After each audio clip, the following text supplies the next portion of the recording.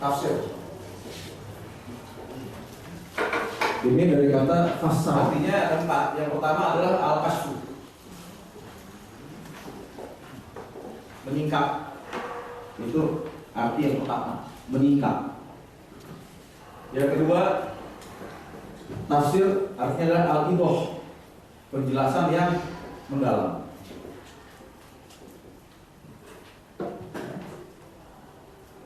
Dan yang ketiga, tafsir adalah bermakna asyarh, penjelasan yang luas. Dan yang keempat, tafsir bermakna al-bayan, informasi, penjelasan yang sangat terang benderang. Ini arti dari tafsir.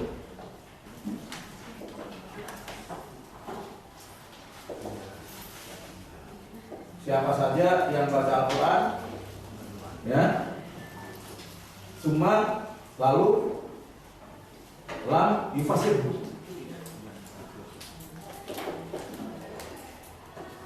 Ini tafsir.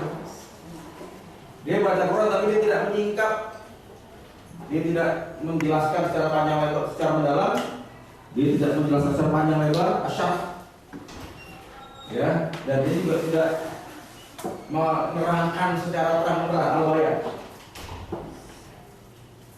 Maka orang itu seperti orang buta. Seperti orang buta. Gak ada gunanya Quran kalau hanya dibaca saja, tanpa hati. Obat hati manusia cuma Al-Quran.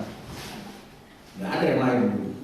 Itu kalau menjelaskan dalam surah Yunus ya, surah 10 ya, ayat yang ke-57. Mau sekilas manusia dan berarti dia mas, saya manusia. Ya, qad ja'akum mau'izatun min rabbikum. Sungguh datang pada kalian mau'izah, pelajaran.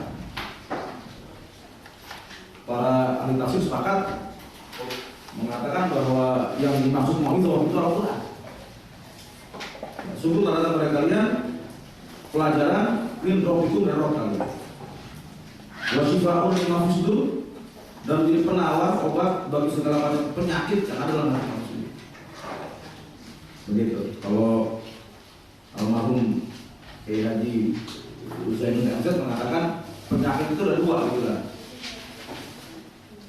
Penyakit yang pemiliknya lebih tahu dari orang lain, itu penyakit jasmani.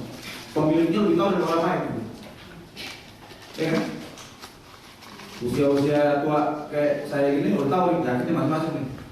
Di samping penyakit kantong ya, gitu, ya tahu nih. Tapi ada penyakit yang jauh lebih berbahaya, dibilang dari penyakit jasmani, itu penyakit batin. Yang kadang-kadang orang lain lebih tahu daripada dirinya sendiri. Karena orang ini bisa melihat dampak orang penyakit batin. Yang pertama kalau Ghazali penyakit batin, di samping syirkul khafi itu riya. Karena dipuji manusia. Ya, di samping itu yang sangat berbahaya dari dendam. Itu sangat berbahaya. Penyakit batin. Yang lebih sering menyiksa ya kepada pemiliknya daripada orang lain gitu. Nah, kemudian Imam Nawawi mengatakan sama dengan pernyataan Pak Zainul MZ. Beliau mengatakan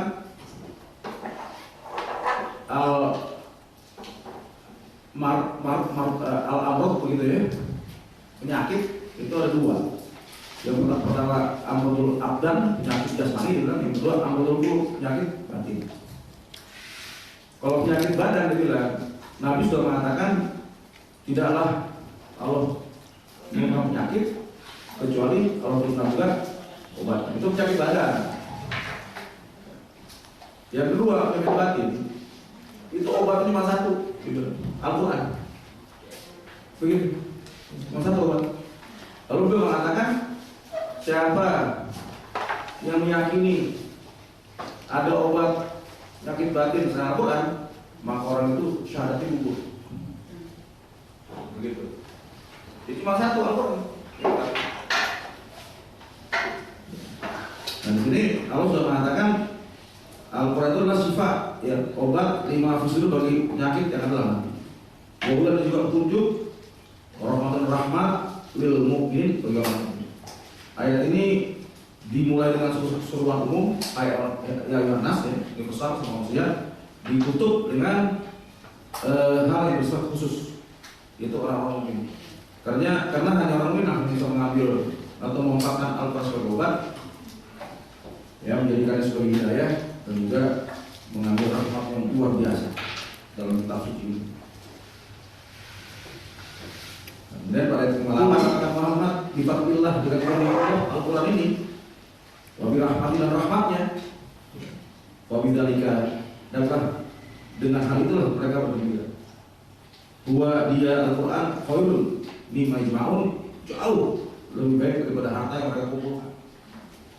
Karena kita mengatakan Al-Quran mudinan, walakinan dengan kalau faktor barang. Al-Quran adalah kekayaan, tidak ada kekayaan yang bisa menyaingi Al-Quran, dan tidak mungkin ada kefakiran bagi orang yang sudah menyatu dengan Al-Quran. Padahal tantangan kita sekarang ini adalah kehidupan yang serba materialistik, ya? Tantangan kita. Begitu kalau kita bertarung dengan kekuatan materi juga habis kita. Al-hakum takasur hatta zurtumul maqabur. Al-hakum telah melalaikan pada kalian at-takasur. At-takasur ai at-tasafur. Berlomba-lomba membanggakan diri, berlomba-lomba memperbanyak harta, kita takasur. Hatta zurtumul maqabur. Sampai karena masuk kubur. Ya, kalau sebagai atasun mengatakan sampai di kuburan pun kalian masih bangga-bangga orang dunia berkala. Soal alam, kala itu, iya harus saja kuburan yang sangat keras. Begitu, ilmu kotor, ya, kuburan sangat keras pada orang yang jadi bicara karena kelalaian atau keterlaluan yang perbuatan ini. Itu tak takut. Orang kalau masuk ke pertarungan materi, ya, itu akan merusak dirinya sendiri. 3 kali kalah lalu itu jauh maksud. Jawabannya kan disuruh. Andai kata kalian tahu punya ilmu yang meyakinkan, jawabannya apa? Kalian tidak akan mau menghabiskan umur untuk cari duit, cari uang, cari kebanggaan, lifestyle, nggak akan mau. Kalau kalian tahu gimana? Begitu. Nah, tadi sudah disebutkan bahwa saya juga mengatakan man Quran, siapa yang baca Al-Quran, cuma lam tufasir, tapi dia tidak menafsirkan, fahuwa kalam. Itu harus orang tidak akan bisa mengambil hidayah. Atau alim dan talib mengatakan la qira'ata illa bitaratur. Tidak ada manfaat sebuah bacaan Al-Quran, ya, yang tidak disertai dengan tadabbur. Tadabbur itu kelanjutan dari tafsir. Jadi setelah meningkat, ya, menerangkan dengan jelas, menerangkan nama yang lebar, menerangkan dengan bayan begitu ya, ya, baru masuk ke tadabbur. Tadabbur. Apa arti tadabbur? Tadabbur adalah fahmu.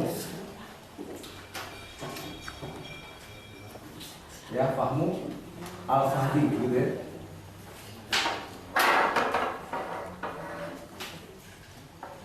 Ma'ani, memahami lafaz-lafaz kata demi kata dari fahmu al-fahdi ma'ani gitu ya. Memahami makna dari setiap lafaz gitu. Jadi memang harus ada upaya yang sungguh-sungguh untuk kembali mengajar Al-Quran.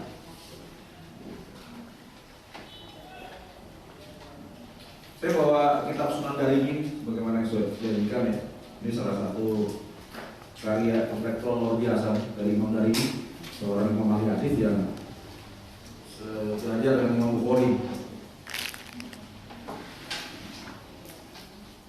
Dan sebagaimana kita ketahui, dari sekian banyak ulama ahli hadis ada 2 yang terkenal ya. Yang kitabnya sangat dijadikan pegangan oleh umat Islam dari masa-masa itu, kitab Sahih Bukhari dan juga kitab Sahih Muslim. Saya lupa kalau kitab Sahih Muslim ya, di situ kita akan melihat nama besar Imam Darimi di situ. Jadi Imam Muslim banyak sekali riwayat hadis dari Imam Darimi. Meskipun yang kita tahu bahwa Imam Muslim adalah imam Bukhari, tapi kita tidak akan ketemu kalau kita studi hadis begitu, kita tidak akan ketemu nama Imam Bukhari dalam kitab Sahih Muslim, tapi nama Imam Darimi berkali-kali kita temukan di situ. Itu menunjukkan kualitas luar biasa dari Imam Muslim Darimi, ya. Jadi ada yang akan saya bacakan nih salah satu asar dari Umar gitu. Jika manhaqal fatya, maka orang yang menghindari berfatwa karena takut salah. Ini ada sebuah riwayat dari Quzzuh bin Ka'ab, ya, seorang Ansor, Quzzuh bin Ka'ab. Dia mengatakan begini, Anna Umar, Syai'al Ansor Khina Khuruju. Umar itu mengantar pada masa khalifah dia mengantar serombongan orang Ansor yang akan berangkat keluar dari Madinah. Faqala maka berkata Umar, atadruna 5 banyak tuh. Kalian tahu nggak kenapa aku mementingkan diri untuk mengantar kalian? Khalifah, penguasa ketiga dunia, tidak mengutus serombongan orang Ansor, ya, yang akan diutus keluar Madinah. Ya. Di antara kemudian dia tanya, tahu nggak kenapa aku mengantar kalian? Kuna kami berkata, kami orang Ansor, hakil Ansor, karena itu memang merupakan hak orang Ansor. Itu juga orang Ansor. Olah Umar berkata, anakum taktuna qauman tahtazu al-sinatuhum bil Quran. Masalahnya kalian akan mendatangi satu kaum yang baru menggerak-gerakkan mulut mereka untuk membaca Al-Quran. Ihtizazan nahli, seperti bergerak-geraknya pohon-pohon. Begitu. Kemudian Umar mengatakan, fala tasudduhum bil hadis an Rasulullah SAW. Jangan kalian menghalangi mereka dengan beberapa hadis. Mereka sudah belajar Quran, jangan dikacaukan dengan hadis. Seperti itu. Ya. Nah, ini antara lain bisa kita lihat di sini banyak sekali informasi, ya, mengenai bahwa Al-Quran adalah ilmu yang harus menjadi prioritas utama dalam memahami Islam. Nah, kemudian disiplin ilmu yang kita pakai untuk mentafsir Al-Quran itu sebagaimana yang ilmu Imam Syafi'i. Pertama, pendekatan bahasa pasti. Setiap kata itu harus diartikan secara bahasa, itu bahasa Arab.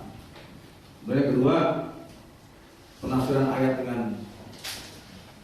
sunnah Rasulullah, ya, terutama berkaitan dengan ibadah makhluk, ya. Yang ketiga, penafsiran ayat dengan ayat, dan yang keempat, penafsiran ayat dengan sejarah atau asal-usul. Itu dasar ilmu tafsir. Ini harus jadi keyakinan dalam hati kita bahwa nggak mungkin kita jadi orang baik, ya, punya hati ikhlas, punya iman yang kuat tanpa Al-Quran, nggak mungkin. Di surah Al-Quran itu diturunkan untuk supaya kita punya hati yang baik, punya motivasi yang baik. Ini dua kata, li dan khilaf. Li dimaknai karena, khilaf kebiasaan. Anda bisa jelaskan nggak ini dengan terjemah tadi? Saya sebuah besar dan nggak pernah ngerti ayat sesungguhnya. Saya baru jelas setelah diajak mengkaji tafsir Al-Kasyaf. Al-Kasyaf, ada tafsir Al-Kasyaf karya Zamakhsyari yang menafsir Al-Quran semata-mata dari segi bahasa. Jadi kalau Anda mau lihat tafsir dari segi bahasa, berarti Al-Kasyaf itu lebih bahasa daripada Jalalain. Kalau kita disana kan Jalalain kitab sakti. Khilaf ini menurut Zamakhsyari dalam bahasa Arab ini punya 3 arti. Yang pertama, idza ahabbau, ketika Anda mencintai sesuatu. Yang kedua, wa'talahu, ketika Anda punya komitmen terhadap sesuatu tadi. Dan yang ketiga, walam yanfir minhu, Ketika Anda tidak pernah merasa jera, kapok, menyerah melakukan itulah cintaan, komitmen, dan apa? Pantang mundur. Itulah. Al-Qasim mengatakan ini pujian Allah pada orang Quraisy. Quraisy itu suku Nabi kita. Quraisy. Pujian Allah pada orang Quraisy. Karena kecintaan orang Quraisy, karena komitmen mereka, karena mereka tidak pernah menyerah melakukannya. Ayat kedua tadi ya, apa? Untuk apa? Komitmen mereka untuk apa? Yaitu biasa mereka bekerja pada musim dingin dan musim panas. Iya, yaitu kecintaan mereka, komitmen mereka, dan tidak pernah menyerah mereka untuk melakukan usaha dagang di musim panas, musim dingin dulu. Ini musim panas. Itu Quraisy. Ya, kalau Anda lihat sejarah, ini kan dari segi bahasa nih. Saya singkat kepada Anda, saya kasih kepada Anda dari segi bahasa. Kalau penasaran dari segi sejarah, hidup. Anda akan lihat bahwa Quraisy itu kalau ini Jazirah Arab, ini laut Persia atau laut Arab, ini laut Merah atau laut Kulsum. Barangkali di sini Jeddah, Mekah di sini begitu ya. Kalau musim dingin mereka turun ke bawah di Yaman. Yaman saat itu berada di bawah kekuasaan Persia, ibu besar Persia. Kalau musim panas mereka naik ke atas ke Syam. Syam itu pada zaman dulu yang masuk wilayah Syam, Palestina, Yordania, Syria itu Syam. Kayak tahun lalu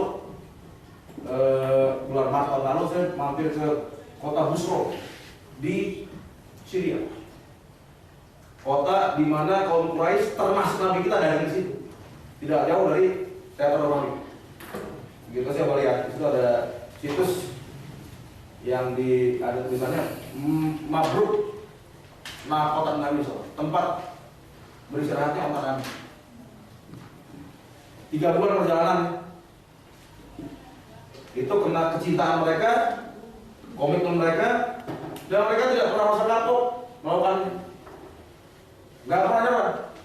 Lebih jauh lagi kalau Anda lihat dalam tafsir sejarah, 5 abad sebelum Nabi kita lahir, 500 tahun sebelum Nabi kita lahir, sistem tata niaga Quraisy sudah establis. Lebih jauh lagi para ulama memberikan komentar yang sangat tajam dalam masalah ini. Mereka mengatakan eksistensi sebuah bangsa tergantung dari sumber daya manusia. Pesan Al-Quran berkata. Itu namanya menyingkat, al-kasfu, al-idohu, lalu apa? Asyahu al-bayat. Pada ayat berikutnya juga tidak tersebut mengatakan bahwa mereka menyembah Ka'bah. Mereka kan tinggal di situ. Kenapa mereka juga berhala? Para ulama mengatakan Quraisy orang untuk jadi kaya tidak perlu beriman. Itu kaya Quraisy. Allah bilang enggak, ya mereka bersyukurlah, nyembah Allah lah. Jadi Anda nggak perlu heran kalau kafir kaya, orang yang punya komitmen, ya. Dia punya semangat kerja luar biasa, etos kerja luar biasa, kaya nih, kayak Quraisy. Kerjaan cinta yang terakhir yang saya ingin sampaikan kepada wa amanahum khaufan, yang mengamankan mereka. Allah mengamankan mereka min khauf, dari ancaman. Karena dari Quraisy tidak pernah sentuh mereka galau. Kenapa? Nah, ini ada bayar. Karena para raja pada masa itu memberikan jaminan keamanan pada kafilah Quraisy. Kenapa? Karena orang Quraisy selalu jujur. Anda baca, tidak ada satupun bangsa yang paling jujur pada waktu itu termasuk Quraisy. Sehingga para raja merasa berkewajiban memberikan keamanan pada kafilah mereka. Dan satu hal yang penting menurut para tafsir, pedagang jujur, pekerja jujur itu akan menumbuhkan sifat-sifat luar biasa di antara kecintaan orang pada dia. Begitu. Jadi kalau Anda berusaha dengan jujur, itu Anda sedang membangun karakter Anda sendiri. Bekerja keras dan jujur, itu akan membangun karakter. Itu bangsa. Itu contoh-contoh yang kita lihat betapa kita ini nggak akan ngerti Al-Quran kalau tidak mengerti tafsir. Nggak ngerti. Kita hanya tahu doa agama cuma doa atau zikir doang.